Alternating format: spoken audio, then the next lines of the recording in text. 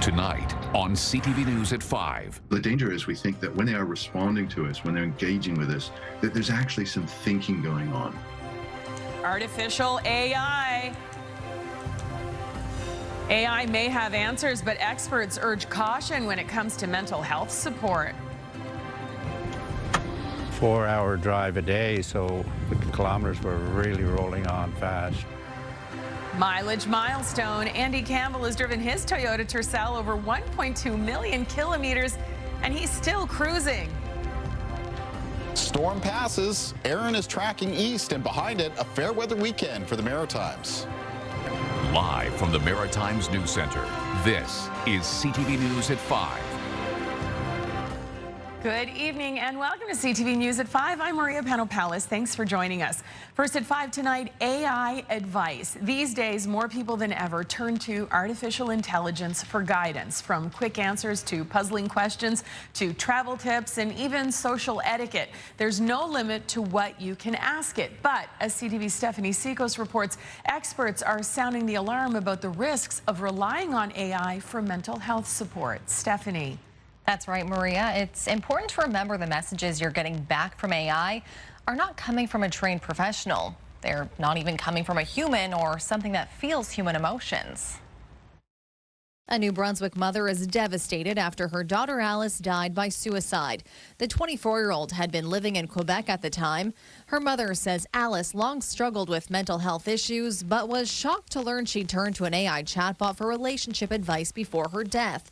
She found this message. She knew you were in crisis. She knew you were suicidal. And instead of showing up in any real way, she vanished and came back with a weak "I miss you." That's not care.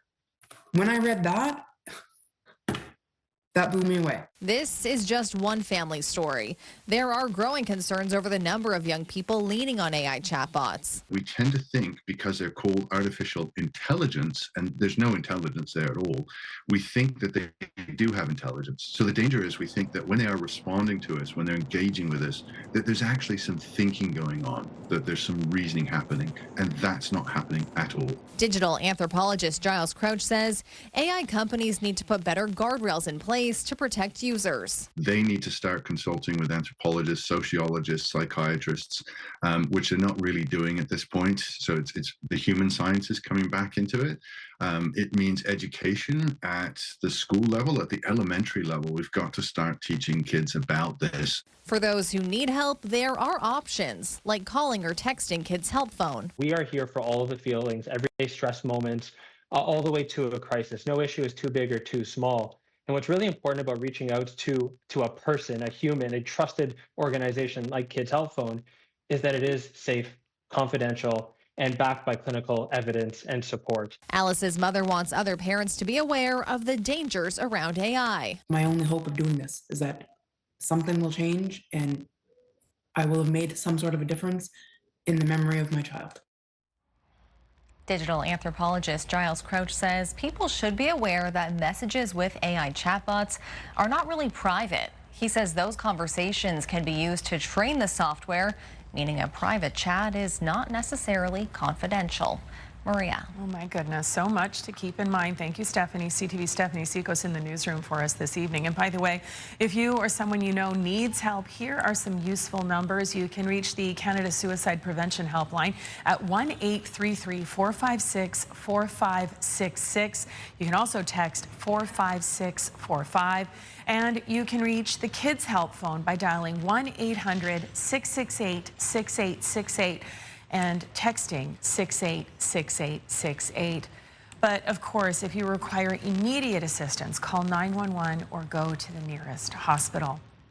This topic also brings us to tonight's web poll. We are asking, have you used AI for mental health support? Your options are yes, I have, or no, but I would. And your final option, no, and I wouldn't. Go to ctvnewsatlantic.ca to weigh in and to see the latest poll results. All right, time to hand things over to Todd Battis in the anchor chair for the headlines. Hi, Todd. Hi, Maria. There is new information tonight on the missing Sullivan children. It has been more than 3 months since Jack and Lily were last seen at their Pictou County home. Tonight, some insight into searches police carried out and what they found. It's all in new, just released court documents. Bruce Frisco has been pouring through them. We have more details tonight on the New Brunswick doctor accused of sexual assault at a Nova Scotia hospital back in the winter.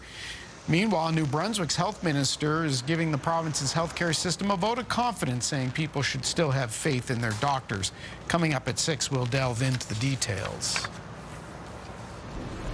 Still in New Brunswick, the government is looking ahead to the coming school year. It has released a discussion paper today that puts forward a number of changes for the classroom. The teachers' union has weighed in, saying it is happy to have the opportunity to offer some input before those decisions are made. Nick Moore will tell us what they are. Kayla Mitchell will tell us what we're looking at in terms of conditions right now, and it looks pretty good. Yeah, if you're around parts of the Atlantic coastline of Nova Scotia today, you probably noticed that rougher than normal surf that was caused, in fact, by Hurricane Erin, and so was some of the cloud cover that was hanging over the province. So that is now beginning to clear as we're moving through this evening, and will continue to clear as we go through tonight as that storm system moves further east of the Maritimes. Temperatures today right about seasonable for this time of the year. In some cases, maybe just a touch below, but it is high temperatures, mostly around the low to mid 20s, and those are the type of temperatures we have for most communities as we're heading into the early evening, except for some high teens around communities in Cape Breton. Checking in on the winds for today, they were mostly out of the north and northeast. They changed that direction. They picked up a little bit because of the presence of Hurricane Erin being offshore. And they're certainly a little bit more blustery today than they were yesterday, especially around the Atlantic coastline of Nova Scotia. Some of these winds are still being sustained between around 15 and 30 kilometers per hour, and we're getting some reported gusts between 30 and 50 kilometers per hour. There were much stronger winds out on Sable Island today. There's a current gust there near 65, but they did at times gust over 80. They also got into some of the outermost rain bands with Hurricane Erin. So I guess we can say one spot in Nova Scotia saw some rain from that weather system, at least, just all the way out at Sable Island. Let's take a look at things on radar and satellite. So you can see this ring of cloud cover right here, just stretching across Nova Scotia. That's the last of the cloud cover associated with that hurricane. You will notice that it is moving off towards the east with the storm itself. So that's going to continue to clear as we make our way through this evening and tonight. Let's get basically our last update on this storm system before it heads off towards the North Atlantic. The latest from the National Hurricane Center still has it as a Category 1 hurricane with maximum sustained winds near 150 kilometers per hour. But as it continues to move east, it becomes a post-tropical storm system. Still a very large and powerful storm system, but still well offshore. And then after that, through the weekend to the start of next week, it's off towards the North Atlantic. As the storm continues to move away, we're going to see an easing of some of those coastal conditions as well, some of those crashing waves, and that will happen as we move through Saturday and into Sunday. Maria. Thank you, Kaylin. All right, so YQM Country Fest is in full swing in Dieppe, and right now CTV's Katie Kelly is on the festival grounds surrounded by thousands of country fans. Katie, how did it go last night? Maria, last night was so amazing. Kane Brown headlined, and I interviewed him. That's coming up on CTV News at 6. Right now, Tyler Joe Miller is on the stage here at YQM. I had a chance to chat with him earlier.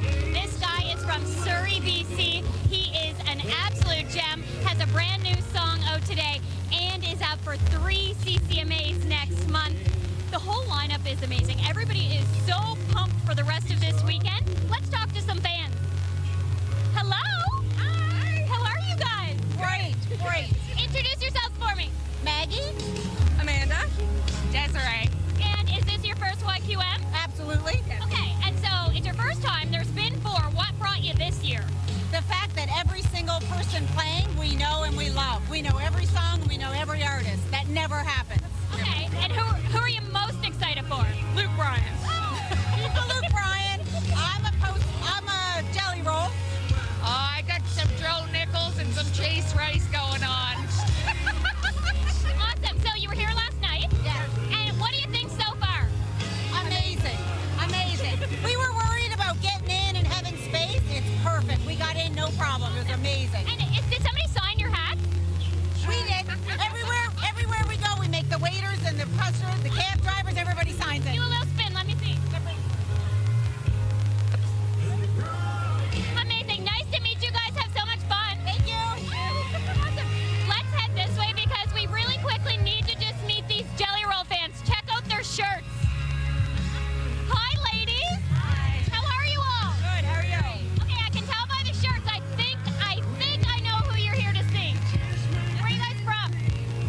Fortune, Newfoundland. And you came all the way here for this? Definitely. What is it about Jelly Roll? Why? He's just one of my favorites. I've been listening to him for years, and he's awesome. What do you think? Pardon? What is it that you love about Jelly Roll? Oh, his lyrics are wonderful. Yeah. His whole story is inspiring. It is, isn't it? Awesome. And you guys are pumped for a big night? We are, yes. And Jelly Roll for you as well? Yes, of course.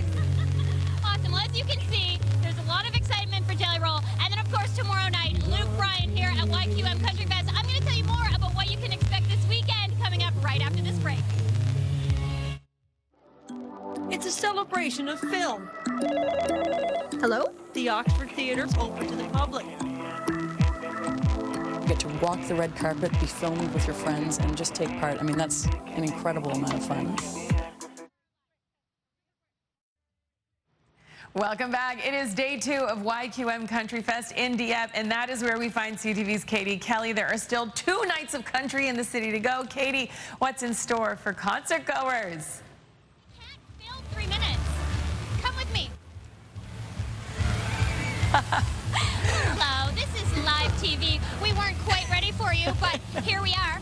This is a little look at backstage here at YQM Country Fest. Well, not backstage, but it's more of the executive stage. Josh, spin around and show people this tent.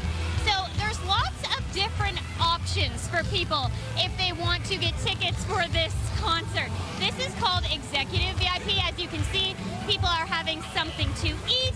They are actually in line right now for the buffet. So this is kind of a fun, chill spot underneath a tent that people can hang out and, you know, have a cool view and a sort of different experience.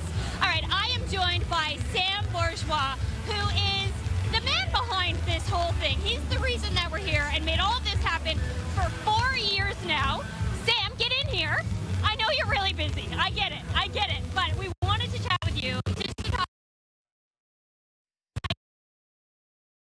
Perfect weather, great crowd. We're excited for year 4. Okay, it's hard to believe it's been 4 years. It's been really fast. Can you just remind people, just name drop, who's been here in the past? Just a few of those headliners. Wallen, Combe, Shelton, Aldine.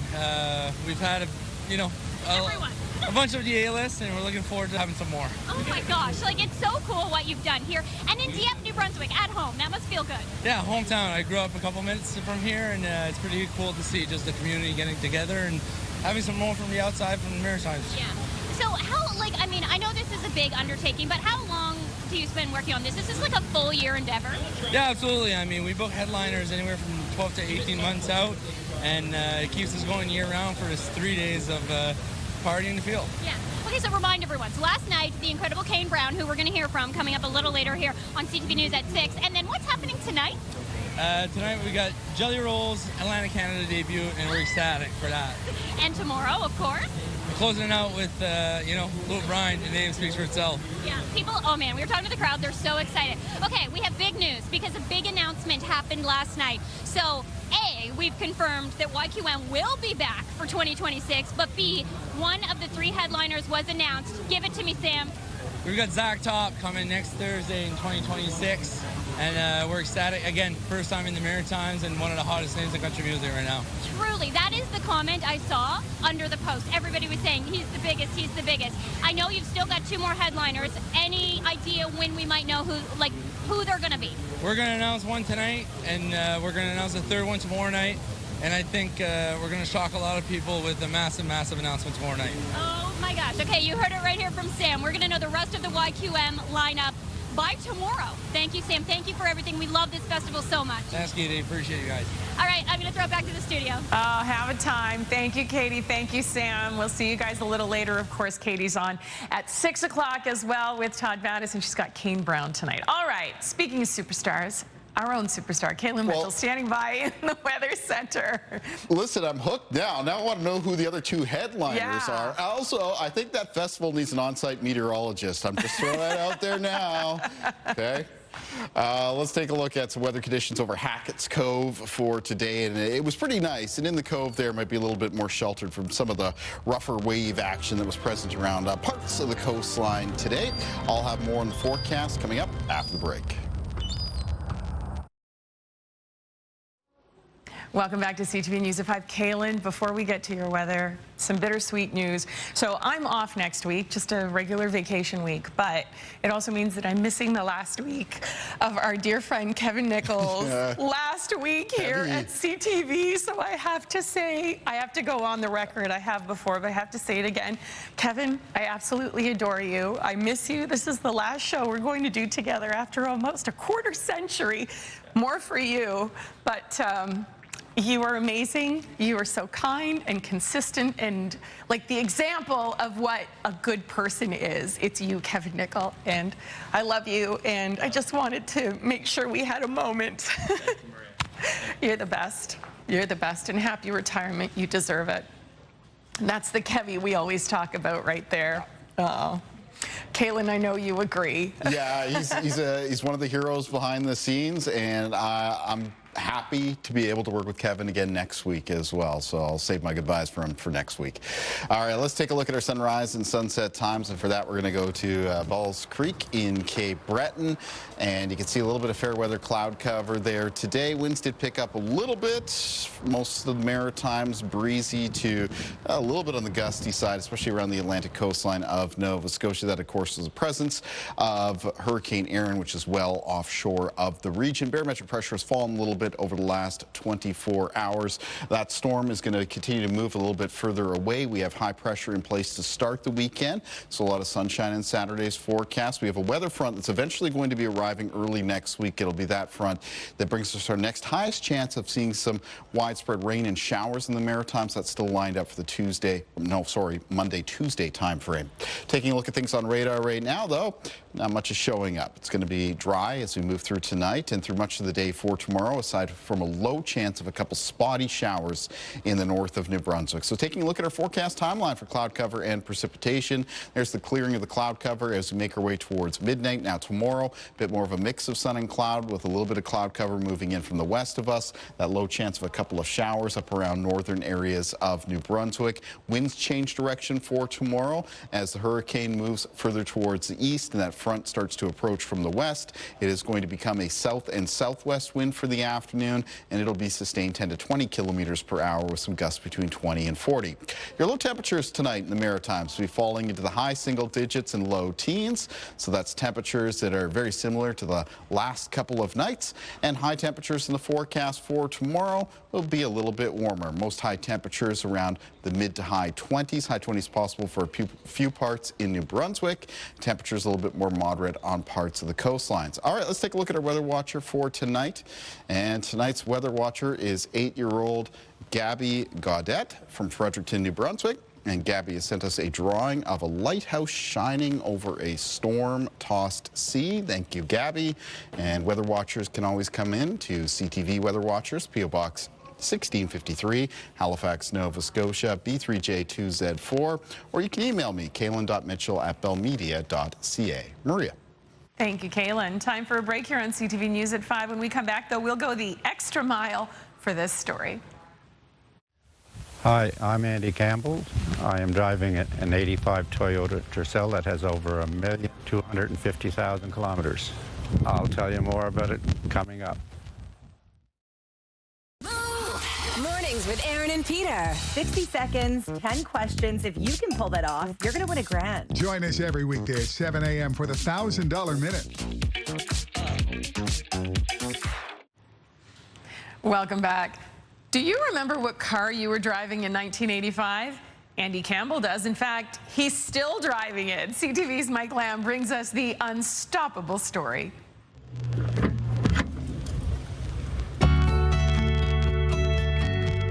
I bought the car right around 1990. I bought it in Halifax for $2,500.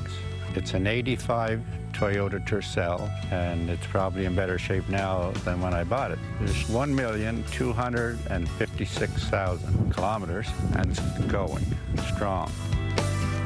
We were on our way to Prince Edward Island when it rolled over, and I was keeping a sharp eye on the numbers on the odometer there. Had the camera all ready.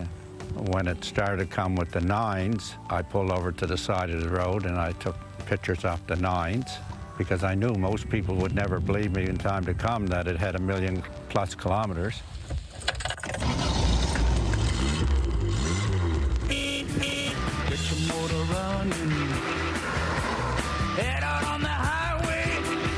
when you live out in the country like this, no matter where you go, if you go for a coffee, it's not hard to put a lot of kilometers on quick. We don't like to sit around here all the time. We go for a drive in the evenings or whatever.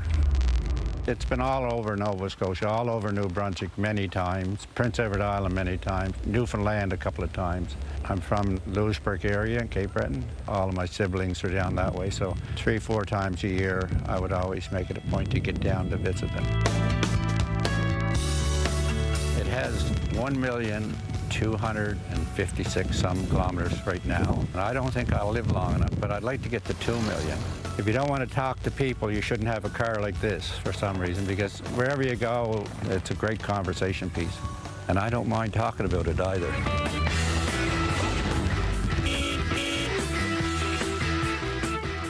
And we love listening. That is amazing. Of course, he's kept it in mint condition. He's obviously, you know, he's a good driver and he's taking care of it. But that is magnificent. I think that Toyota should give you a call and maybe give you another car or something. I don't know. He doesn't need one. He doesn't need when you're that one's going to make 2 million. And he was smart enough to get that picture as well when the odometer rolled over, because he's like, yeah, nobody's going to believe me. And he's like, well, now I've got the photographic evidence for it as well. Amazing. Fantastic. So, Caitlin, we're coming into the weekend. Yes. Yeah, YQM is on. How's it looking out there? Generally fair weather. We're looking for more rain. Our highest chances for more rain and showers in the Maritimes come early next week, that Monday, Tuesday time frame. So along with the weekend forecast, we'll be talking more about that at 6. Excellent. So Kaylin and Todd and Katie will be back at 6. Katie is in for me next week. Have yourselves a great week. I'll see you in September. The national news is next.